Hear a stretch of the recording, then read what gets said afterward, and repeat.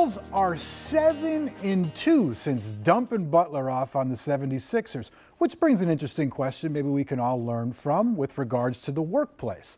What's more important, talent or culture?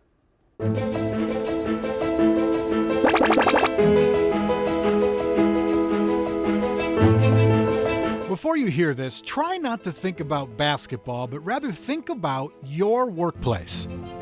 You told GM Scott Layton, quote, "You effing need me." How would you describe what happened today? A lot of it's true. Okay, that was preseason Jimmy Butler and what many a HR manager might describe as a toxic work environment. I gotta be able to love where I'm at. Butler was the most talented on the team. Didn't have respect for management. The team in turn felt slighted by Jimmy's reaction. Now, despite what many of us thought at the time, can they win without him? No. Okay then. the Wolves are 7-2 and they're rolling. What does this show people about team work in general and team environment? I think that this shows that, again, maybe culture is a lot stronger than some people maybe give it credit for. This is why Chris Dardis, professional headhunter with Versique, says attitude and work ethic are the top qualities in a job candidate. The definition of team, it's not about equal gifts that people bring to a team, because everybody has different gifts that they can bring. It's all about equal give. If everybody in the team isn't giving the same amount, that will erode team really quickly. And that's what I think Jimmy's perception was, is he didn't think everybody was giving as much as he did, and so that killed team immediately.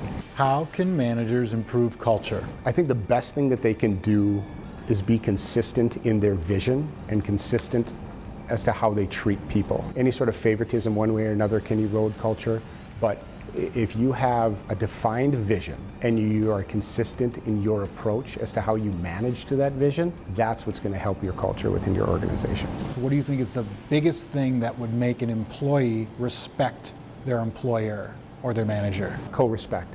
I think if you feel respected, you're going to respect somebody else. And as far as talented people with poor attitudes go, Dardis says it's rarely something that can be fixed, especially if the damage is already done. There's something about nails in the fence, right? If there's that nail in that wooden fence, you can pull that nail out, but the hole is still going to be there. So we can all maybe learn a lot from this example. It's kind of an interesting... Thanks, Jimmy. Thanks, Jimmy. Props on the fence nail metaphor, Dardis. Well done. Also, Coach Thibodeau may have made a mistake, according to what Dardis is saying. Remember early on in the drama with Butler, the coach said, He sided with Butler. If Jimmy goes, I go. Yeah. Now, what is that? Unfair treatment, right? Not good. So I wonder what the rest of the team maybe thought about it at the time, if they've gotten over it, whatever. I will say this on the record, and eat a lot of crow right now, eating a lot of crow lately. Randy and I were both dead wrong. Usually are. Yeah, so par for the course. I mean, you're not Randy. Oh, okay. I love Randy. Kind today. But It's Jimmy Butler. They won. It just shows how important culture is. We know this in the workplace. Everybody knows it. If you didn't feel uneasy about this, if it doesn't connect with you, then you live in a perfect work environment. Especially in basketball. It's kind of a major plot line of the movie Hoosiers, right? It's like, fine, Jimmy Chipwood, go away. I'll win without you. I'll put Ollie on the free throw line and he'll do granny shots and we'll take it. That's right. All the way to Indianapolis. Through the legs. That was a lot of Hoosiers right there, and I'm sorry about that.